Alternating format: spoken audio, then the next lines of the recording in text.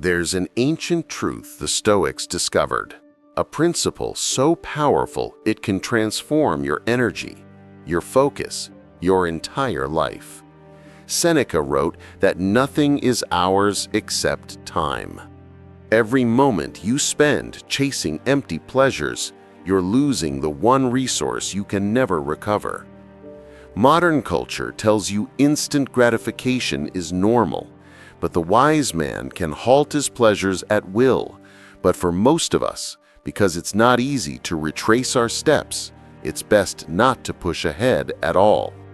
Think about how you spend your vital energy each day. When desire refuses alleviation and must be bribed to cease, you've become enslaved to something outside your control. You wake up with a finite reservoir of willpower, creativity, testosterone. How will you use it? The Stoics weren't asking you to suppress emotion. They rejected the halfway disease of moderate emotions, understanding that vices at the start appear modest and easily entreated, but the trouble spreads more widely if you allow it to begin.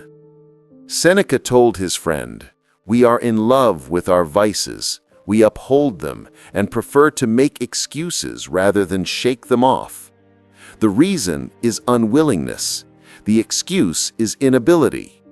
But we've been endowed with sufficient strength by nature if only we concentrate our powers. When men desire all things in opposition to the ways of nature, they end up entirely abandoning nature's ways." This isn't philosophy. This is freedom. Because when you master yourself, when you redirect that energy toward meaningful pursuits, you reclaim sovereignty over your life. Marcus Aurelius ruled an empire yet maintained his integrity.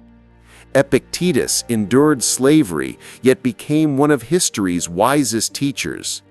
They conquered the most savage frontier, themselves. No man is unhappy except by his own fault. You cannot control circumstances, but your response, your character, your choices remain entirely within your power. That's where true strength lives. If this resonates with you, consider subscribing for more Stoic wisdom.